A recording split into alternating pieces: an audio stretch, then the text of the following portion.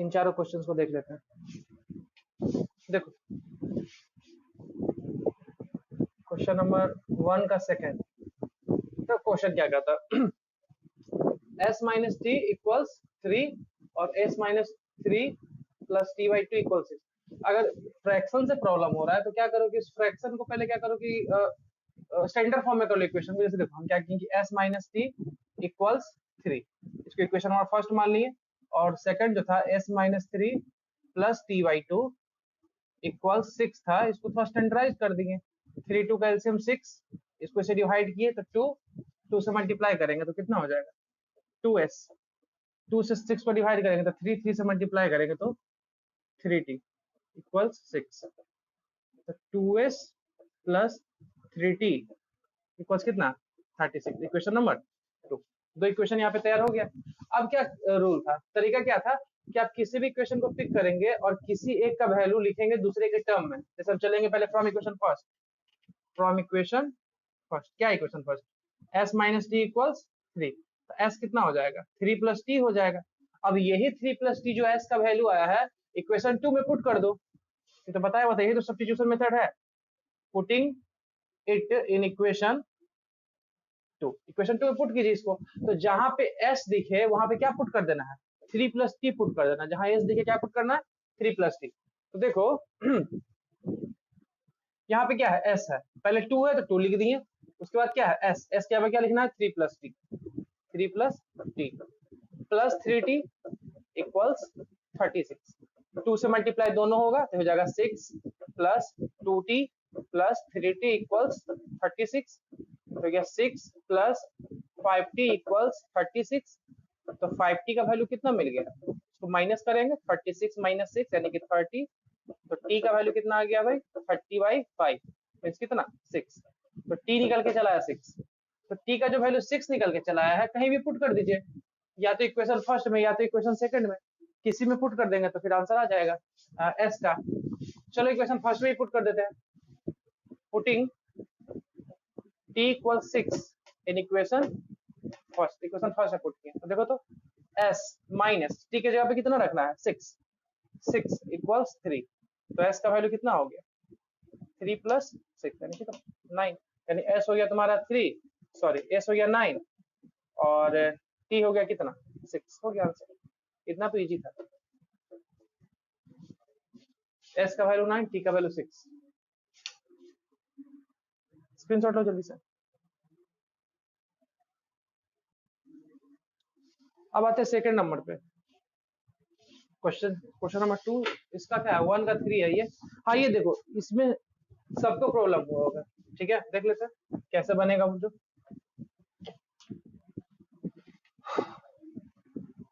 ध्यान से देखना क्वेश्चन नंबर 1 का 3, अगर देखा जाए 1 का 3 तो क्या है, देखिए 1 का 3 में है फर्स्ट देखो 3x माइनस वाई इक्वल्स 3, ये इक्वेशन नंबर फर्स्ट है, और ये 9x माइनस 3y इक्वल्स 9, ये इक्वेशन नंबर सेकंड है। तो हम इक्वेशन नंबर फर्स्ट चल सकते हैं, फ्रॉम इक्वेशन 1 देखो तो क्या हो जाएगा 3x माइनस वाई इक्वल्स 3, तो 3x इक्वल्स कितना हो जाएगा 3 प्लस वाई, तो x इक्वल्स कितना हो जाएगा 3 प्लस वाई बाई 3, ये x का वैल्यू है, इसको पुट करो,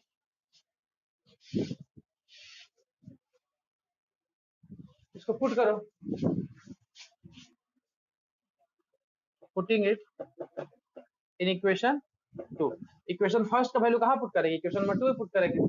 2 में देखो क्या जहां पे x मिले आपको यह रख देना है, देखो क्या होगा 9 इंटू एक्स के यहाँ पे क्या रखें 3 plus Y by 3 minus 3y equals 9, देखो 3 से कट गया 3 टाइम्स में, और जब 3 से मल्टीप्लाई करेंगे तो 9 plus 3y minus 3y equals 9, देखो ये y 3y कैंसिल, तो 9 इक्वल्स 9। अब देखो एक प्रॉब्लम यहाँ पे आ गया कि हम ऐसे करते थे तो क्या होता था कि वैल्यू निकलता था y का निकलता था या x का वैल्यू निकलता था, यहाँ पे x y तो कट ही गया पूरा।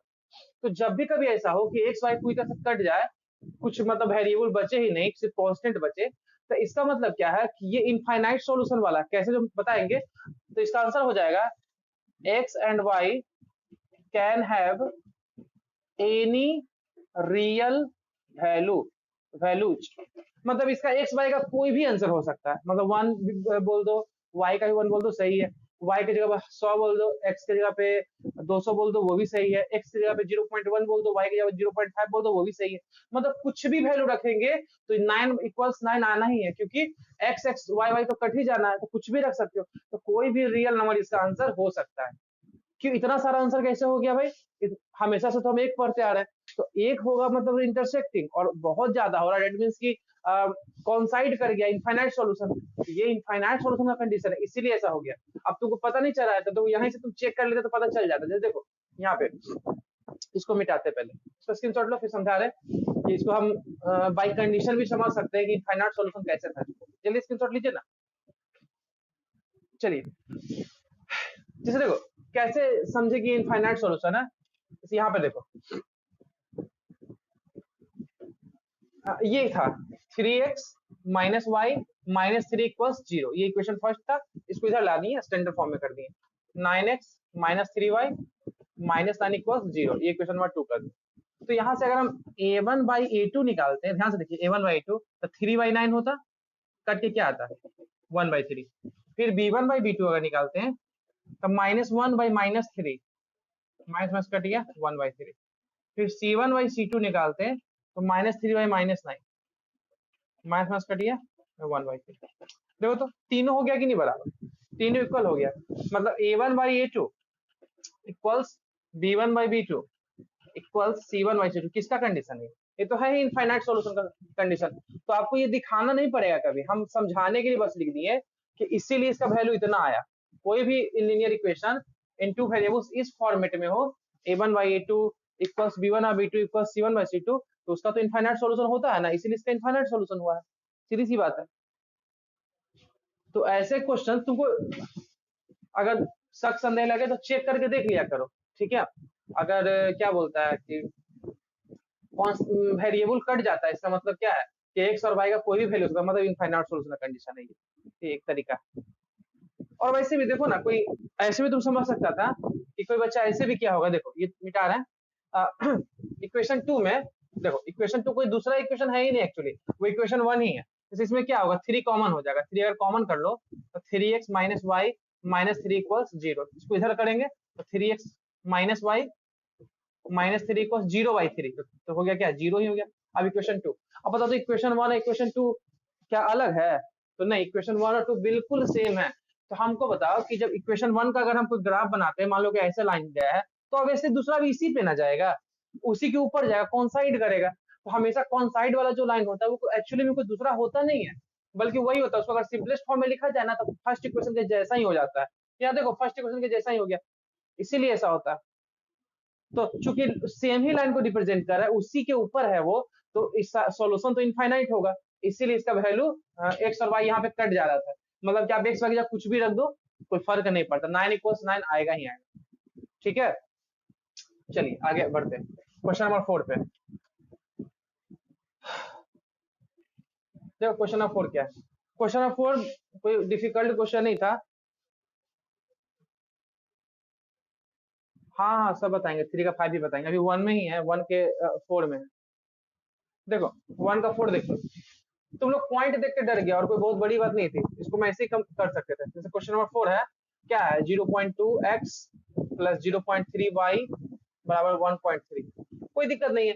पॉइंट देखो तो कितने डिजिट, इधर से अगर देखा जाए तो एक डिजिट के बाद पॉइंट है, एक डिजिट के बाद यहाँ भी एक डिजिट के बाद है, तो इसको इजी करने के लिए 10 से मल्टीप्लाई कर दीजिए, multiplying by 10 on both sides. दो तो 10 से मल्टीप्लाई कर दो, तो 10 से मल्टीप्लाई करोगे तो 2x हो जाएगा प्लस 3y इक्वल्स 30, ये इक्वेशन आप फर्स्ट हो गया। यहाँ भी 10 से मल्टीप्लाई कर देंगे, जैसे 0.4x है प्लस 0.5y है बराबर 2.3 है, इसको भी 10 से मल्टीप्लाई करेंगे, multiplying by 10 on both sides, तो जगह 4x प्लस 5y बराबर 23। अब बताओ कितना इजी इक्वेशन होगा, ये तो सॉल्व हो ही जाएगा ना, बस इसको सॉल्व करना और क्या, जैसे पहले करते आ रहे थे, यहाँ से एक्स का वैल्यू यहाँ पुट करो, बात खत्म। अब इसको भी सॉल्व करेंगे, ये हो जाएगा। चलिए क्वेश्चन नंबर 6 देखिए, जल्दी जल्दी करो, इसे इतना इजी इजी क्वेश्चन में इतना समय लगाओगे ना, तो डिफिकल्ट क्वेश्चन में क्या करोगे फिर। अब तो हो जाना चाहिए ना, पॉइंट हटा दिया, अभी तो बहुत आसान क्वेश्चन हो गया। अब यहाँ से एक्स का या फिर वाई का वैल्यू लाएंगे, यहाँ पे पुट करेंगे, आंसर आ जाएगा। या इसमें भी दिक्कत है तो बोलो, हम ये भी सॉल्व करें। ये तो बहुत सिंपलेस्ट फॉर्म में कर दिया, अब तो हो जाना चाहिए। चलिए हो जाएगा, आगे बढ़ते हैं। क्वेश्चन नंबर 6 पे आते हैं। स्क्रीनशॉट जल्दी ले, लेट मत करो। आइए क्वेश्चन नंबर 6 पे।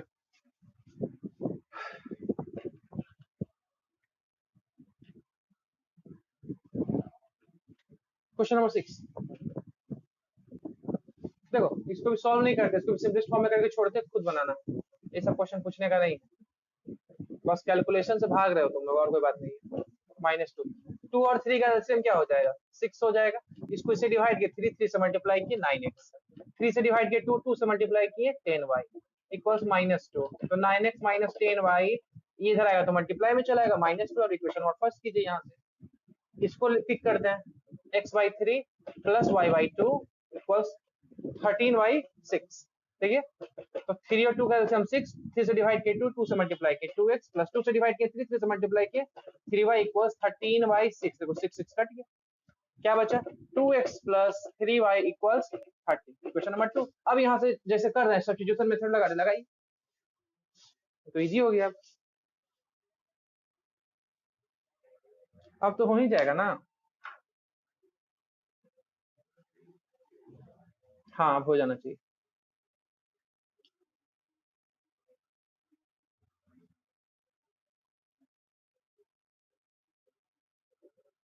क्वेश्चन नंबर 3 का 1 2 तो बन गया होगा। 1 2 तो हम ही बता दिए थे। हाँ, 1 2 हम ही बताए। क्वेश्चन नंबर 3 का 3 में भी प्रॉब्लम है क्या?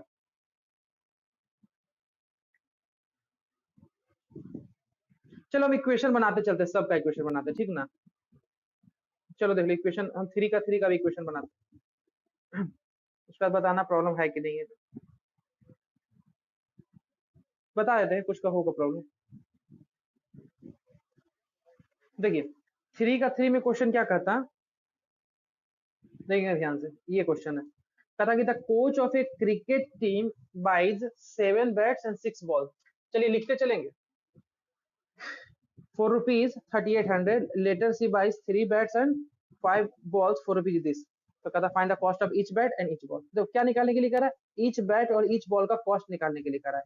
तो क्या करो ना कि उसी को मान लो भाई, उसी को मान लो। तो मान लेते हैं, लिखो let let let cost of each bat and each ball, लिखिए कॉपी पे, let the cost of each bat and each ball, let the cost of each bat and each ball we rupees x and y respectively, we rupees x and y respectively। कहने क्या मतलब हुआ कि हम एक bat का कीमत हम x रुपीज मान लिए, एक बॉल ओ B for ball, B for bat, एक ही बैट, तो लिख देते हैं एक बैट का मान लिए x और एक बॉल का मान लिए y। ठीक है, ध्यान से देखिए, एक बैट का कीमत x रुपीज और एक बैट का कीमत y रुपीज, ये मान चुके हैं। तो अब देखो क्या कहता है कि 7 बैट और 6 बॉल खरीदा गया, कितना में, 3800 में। ठीक है, तो हमको बताइए कि अगर एक बैट का कीमत x रुपीज है, तो 7 बैट का कीमत कितना हो जाएगा, 7x, वेरी इजी। और एक बॉल का कीमत y रुपीज है, तो 6 बॉल का कीमत कितना हो जाएगा, 6y। अब दोनों मिला के खरीदा है, मतलब कि जोड़ेंगे दोनों को, बराबर कितना, कितना 3800, 3800 रुपीज। यहाँ से इक्वेशन नंबर फर्स्ट आपको मिल गया है। ओके, ये क्वेश्चन नंबर फर्स्ट है। सेकंड इक्वेशन देखते हैं। अब कहता है उसके बाद वो 3 बैट फिर खरीदता है और 5 बॉल खरीदता है, तो इसको 1750 रुपया लगता है। 3 बैट का कीमत 3x और 5 बॉल का कीमत 5y, that is equal to 1750। यहाँ से इक्वेशन नंबर सेकंड मिल गया, ये क्वेश्चन नंबर सेकंड हो गया। अब ये बताओ कि सॉल्व होगा कि वो भी करना पड़ेगा? नहीं होगा तो भी जल्दी बोलो, क्योंकि हमको लग रहा है इक्वेशन बना देंगे तो खुद सॉल्व हो जाना चाहिए।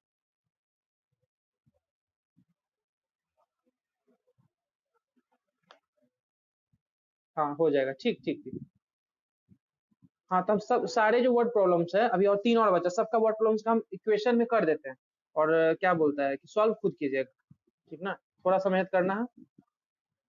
चलिए अब आते हैं क्वेश्चन नंबर 4 पे।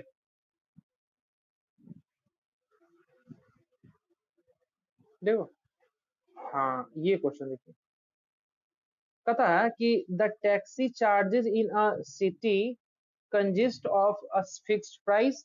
ध्यान सुनेंगे, the taxi charges in a city consist of a fixed price together with the charge of a distance covered. For a distance of 10 kilometer, the charge he would paid is rupees 105, and for a distance of 15 kilometer, the charge he would paid 115. So what are the fixed charges and what are the charge per kilometer? How much does a person have to pay for traveling the distance of a 25 kilometer? ये अलग second question हो गया, इसको बाद में करेंगे। पहले हमको फिक्स प्राइस निकालना है और क्या निकालना है कि चार्ज पर किलोमीटर। क्वेश्चन का मतलब समझते क्या क्वेश्चन कहा है, ध्यान सुनो। जैसे मान लो कि तुम कोई टैक्सी रेंट पे ले रहे हो, टैक्सी कोई हायर कर रहे हो, तो टैक्सी वाला क्या बोला, हम एक अलग सा एग्जांपल ले रहे हैं, अलग से अपने मन से कॉस्ट रख रहे हैं।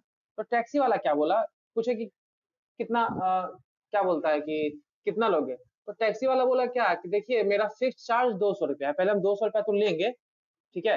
वो चार्ज क्या होता है कि वो चार्ज आपको टैक्सी प्रोवाइड करने का सिर्फ चार्ज है, यानी कि आप टैक्सी को लेके आप घर पे लगा दीजिए, आप कहीं नहीं जाइए तो आपको 200 रुपया फिर भी देना पड़ेगा। वो हो गया टैक्सी का चार्ज हो गया, कि मतलब हाँ आपको टैक्सी हम दे रहे थे 200 रुपया तो हम लेंगे, ठीक है। उसके बाद अगर आप जाते हैं तो टैक्सी तुम ले लो, 200 रुपया उसको दे दो, उसके बाद जो जाओगे तो उसमें तेल भी तो खर्च होगा। तो कह दिया कि नहीं, हम किलोमीटर के हिसाब से लेंगे, मान लो कि वो पर किलोमीटर मान लो कि 2 रुपया का हिसाब से लिया, या चलो 5 रुपया के हिसाब से लिया, बोला कि आप 1 किलोमीटर जाइएगा तो 5 रुपया हम लेंगे। तो हो सकता है कि तुम वो टैक्सी को हायर किए और तुम पटना गए घूमने, पटना से घूम के चले आए। तो पटना से घूम के चले आए तो मान लो कि 50 किलोमीटर ट्रेवल किए, तो 50 किलोमीटर ट्रेवल किए तो 50 किलोमीटर का कितना हो गया, 5 रुपये बोले थे, तो 250 रुपया हो गया तुम्हारा, क्या पेट्रोल चार्ज कर लो या पर किलोमीटर चार्ज कर लो। तो 250 रुपया तुमको तो पे करना ही है उसका, प्लस 200 रुपया वो फिक्स चार्ज रखा था, मतलब कि वो 200 रुपया सिर्फ टैक्सी का चार्ज था, टैक्सी को तुम्हारे पास लाने का चार्ज था। तो क्या हो गया कि वो 200 रुपया तो लगेगा ही लगेगा, और प्लस 250 रुपया और दो, क्योंकि तुम उतना चला है, तो टोटल 450 पे करना पड़ेगा। कोई एक व्यक्ति क्या हुआ कि टैक्सी मंगवाया, टैक्सी घर पे लगाया, लेकिन किसी कारण बस कहीं जा नहीं पाया, तो उसको क्या फिर भी 200 रुपया देना पड़ेगा। लेकिन हाँ पर किलोमीटर चार्ज जो था, क्या उसको देना पड़ेगा, नहीं देना पड़ेगा, क्योंकि गाड़ी चली ही नहीं है, वो घर पे लगी हुई, लेकिन 200 रुपया फिर भी देना पड़ेगा। तो जो फिक्स्ड चार्ज होता है उसको दूसरे शब्दों में मिनिमम चार्ज भी कह सकते हैं, कि वो मिनिमम चार्ज होता है कि टैक्सी आपके पास ला रहा है तो उसका मिनिमम चार्ज है, उसके बाद जो चार्ज बढ़ेगा वो डिपेंड करता है आप कितना दूर गए। समझ में आ रहा है? हाँ तो उसी तरह से है, तो मान लेंगे, देखो क्या कह रहा है इसमें, what are the fixed charges and the charges per kilometre. तो मान लो इस फिक्स चार्ज को मान लो, लिखो let let the fixed charges, let the fixed charges, let the fixed charges be rupees X, let the fixed charges be rupees x, let the fixed charges be rupees x, and and and charge per kilometer, and charge per kilometer be y, and charge per kilometer be Y. Fix charge को X मान लिए और charge per kilometre को कितना मान लिए, Y मान लिए। ठीक है ध्यान से, यानी हम क्या माने, फिक्स्ड चार्ज को, फिक्स्ड चार्ज को एक्स रुपीज मान लिए, और चार्ज पर किलोमीटर को, चार्ज पर किलोमीटर को कितना मान लिए, वाई मान लिए। देखो ध्यान से, तो अब समझो क्या कहता है क्वेश्चन, जो क्वेश्चन क्या कहता है कि पहले वो गया कितना 10 किलोमीटर, बात को समझिए कितना गया वो 10 किलोमीटर। अरे तो 10 किलोमीटर जाए या ना जाए तो सबसे पहले तो फिक्स चार्ज तो उसको देना ही पड़ेगा। क्या बोले हम कि 200 रुपया टैक्सी की कीमत है, तो जाए अथवा ना जाए उसको 200 तो पे करना ही पड़ेगा। बाद में देखा जाएगा कि कितना जाना है उसको, तो सबसे पहले चार्ज क्या उसको पड़ेगा, पहले तो जो फिक्स चार्ज है एक्स, ये तो उसको देना ही है, प्लस प्लस और अगर 10 किलोमीटर गया है तो 1 किलोमीटर का चार्ज कितना है, वाई रुपीज, तो 10 किलोमीटर का 10 वाई कितना दिया है, 105 रुपया दिया है वो कुल मिलाकर। इसको मिटाने दो पहले हमको यहाँ पे। फिर से लिखते हैं, क्या है देखो, 10 किलोमीटर गया है तो उसको कितना पे करना पड़ा, 105 रुपया पे करना पड़ा है। तो 10 किलोमीटर गया था, सबसे पहले तो फिक्स प्राइस ₹100 देना ही पड़ेगा, और प्लस 10 किलोमीटर का 10 वाई देना पड़ेगा, क्योंकि पर किलोमीटर का वाई माने हुए हैं, और टोटल मिला के कितना है 105 है, 105। ये आपका इक्वेशन नंबर फर्स्ट यहाँ से हो गया। उसके बाद अब देखो, उसके बाद क्या है, जल्दी देखो, टाइम तो ओवर होने वाला है। उसके बाद क्या है कि 15 किलोमीटर चला है तो 155 रुपया देना पड़ा है। 15 किलोमीटर का कितना, 155। तो 15 किलोमीटर का 155 देना पड़ा, तो फिर वही बात कि 15 किलोमीटर का 155 देना पड़ा है, तो पहले तो उसको 100 रुपया देना ही पड़ेगा फिक्स गाड़ी लगाने का चार्ज, अब प्लस 15 किलोमीटर चला है तो 15 वाई 15 वाई, कुल मिला के कितना, कितना कहाँ गया, हाँ 155, 155। इक्वेशन नंबर 2 सॉल्व कीजिए, यहाँ से एक्स और वाई का वैल्यू फाइंड कीजिए, हो जाएगा। यहाँ से एक्स और वाई का वैल्यू फाइंड करना है, और जो वैल्यू निकल के आएगा वो तो आंसर हो ही गया, एक आंसर हो गया, स्क्रीनशॉट ले लो जल्दी से, एक्स और वाई का आंसर हो जाएगा। और उसके बाद फिर वो क्या कहता है, उसके बाद फिर क्या कहता है, हाँ गुड, उसके बाद फिर क्या कहता है कि आपको 25 किलोमीटर का चार्ज निकालना है, ठीक है। तो चार्ज ऑफ, लास्ट में लिख देंगे चार्ज ऑफ 25 किलोमीटर, 25 किलोमीटर का चार्ज कितना होगा, देखिए 25 किलोमीटर का चार्ज कितना होगा, तो फिर वही बात, 100 रुपया तो उसको पे करना ही पड़ेगा, प्लस 25 वाई, 25 किलोमीटर का, एक्स का वैल्यू पता, वाई का वैल्यू पता, पुट करो आंसर आएगा, put the value get the result है। दोनों को ऐड नहीं करेंगे, सॉल्व करने के बाद यहाँ पे वैल्यू पुट करेंगे, एक्स का वैल्यू यहाँ, वाई का वैल्यू यहाँ, तो आंसर आ जाएगा।